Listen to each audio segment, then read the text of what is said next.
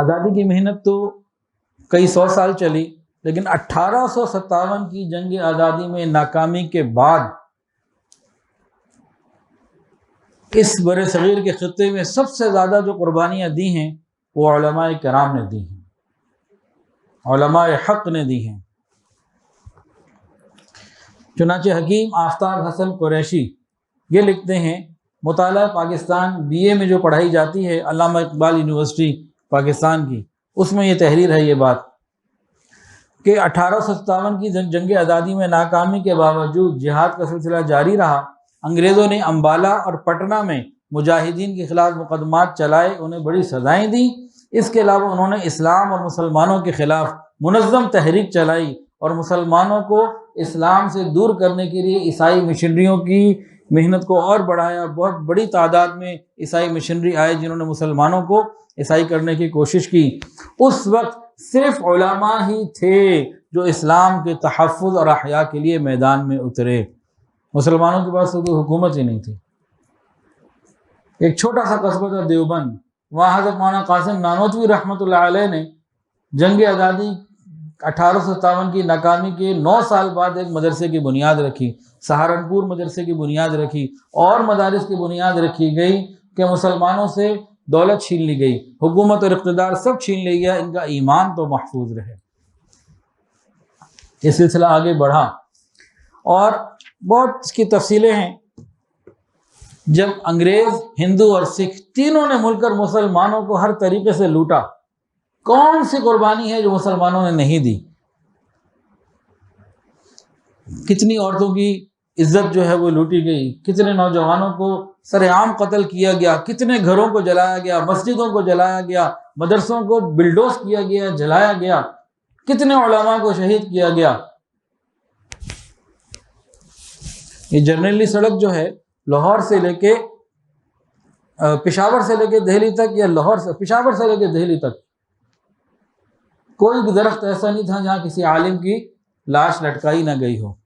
یہ ہمارے لاہور بادشاہی مسجد میں ایک عالم کی لاش کو لٹکایا جاتا، پہلے پھانسی دی جاتی، پھر لٹکا دیا جاتا، پھر 1 2 3 دن بعد اتار کے بھی دوسرے کو، بہت کچھ ہوا، لیکن علماء ڈٹے رہے اور لگے رہے۔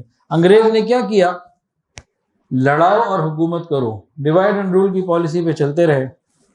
تجارت کی غرض سے جو انگریز لٹیرے آئے، انہوں نے یہاں کی ہر چیز کے اوپر اقتدار حاصل کر لیا، سیاہ و سفید کے مالک بن گئے۔ ہندوستان کو سونے کی چڑیا کہا جاتا تھا۔ اس وقت یورپ میں کھانے پینے کے لیے وسائل نہیں تھے، فیکٹریاں نہیں تھیں، اور یہ کوئی نظام نہیں تھے، وہاں غربت تھی، اور یہاں مال و دولت کی بہت وسعت تھی۔ بہت سارے ہمارے لوگ کیا کہہ دیتے ہیں کہ مسلمان بادشاہوں نے کیا کیا، خالی عمارتیں تو بنائی ہیں اور تو کچھ نہیں کیا، تعلیم کے لیے انہوں نے کچھ نہیں کیا۔ ان بیچاروں کو یہ معلوم ہی نہیں، اتنی بڑی بڑی عمارت بغیر تعلیم کے بن ہی نہیں سکتی، اتنی بڑی بڑی شاہکار عمارتیں بغیر پیسے کے اور بغیر مہذب اصولوں کے بن ہی نہیں سکتی۔ صرف تاج محل کے اوپر بات کروں تو آدھے گھنٹے سے زیادہ اس کی تفصیلات بیان کرنے کے لیے آج بھی چاہیے۔ 2 باتیں بتا دیتا ہوں فقط۔ تاج محل کے چاروں طرف ایک ایک مینار ہے، چاروں اس انداز سے کھڑے ہیں کہ خدا نہ خواستہ اگر زلزلے سے گرے تو چاروں الگ الگ سائڈوں پہ گریں گے اور ایک بھی تاج محل پہ نہیں گرے گا۔ کیا یہ بغیر تعلیم کے ہو سکتا؟ دوسری بات، فونٹ آپ سمجھتے ہیں نا، سائز، تحریر کا سائز جسے فونٹ کہتے ہیں، فونٹ کو چھوٹا کر سکتے ہیں، بڑا کر سکتے ہیں، اور بڑا کر سکتے ہیں، تو مختلف سائز ہوتے ہیں۔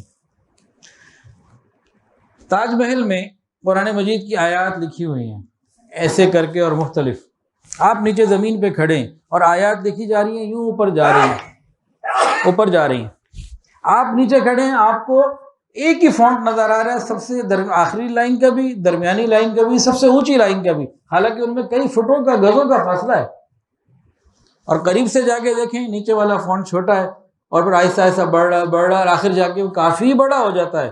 نیچے والے میں اور آخر والے میں فونٹ کا بہت بڑا فرق ہے قریب سے دیکھنے میں، لیکن جو نیچے زمین پہ کھڑا ہے اس کے لیے رائی کے دانے کے برابر فرق نہیں ہے، اس کو ایک ہی نظر آ رہا ہے۔ کیا یہ بغیر تعلیم کے ہوتا ہے؟